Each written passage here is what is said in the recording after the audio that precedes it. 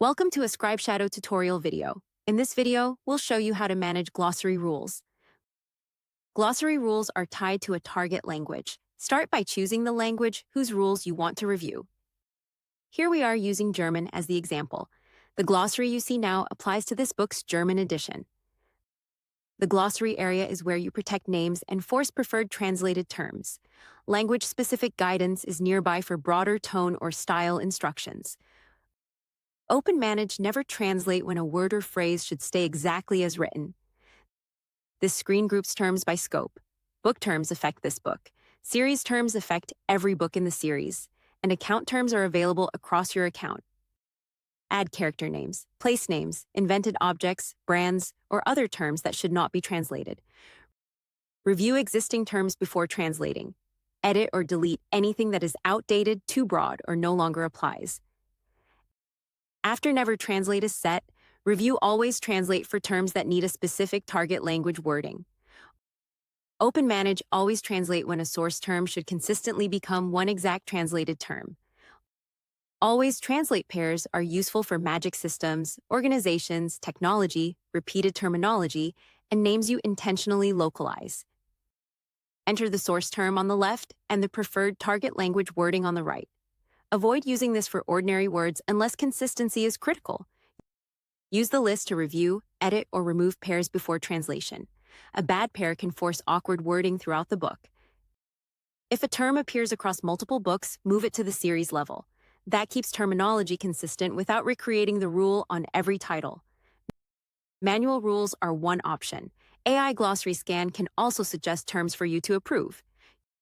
Use AI Glossary Scan to find likely names, places, and special terms. Review the suggestions before applying them. The top summary shows how many suggestions the scan found, how many still need review, and how many glossary rules already exist for this language. Dismissed suggestions are items you chose not to add as rules.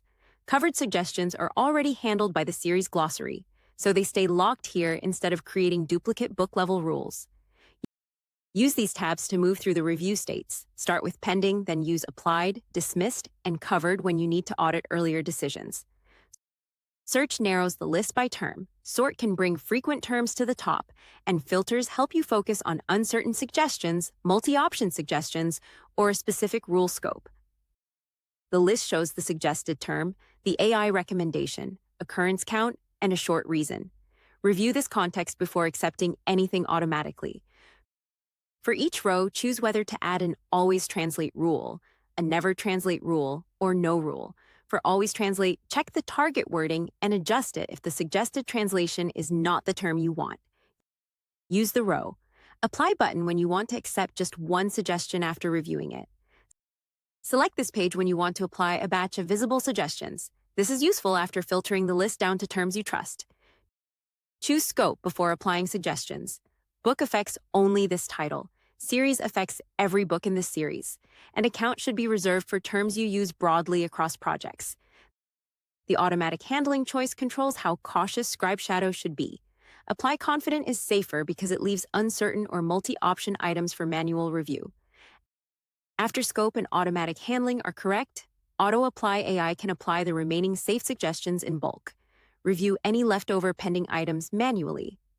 That's it for this ScribeShadow tutorial video. You're ready to keep going with glossary functionality. Continue with the next tutorial when you're ready.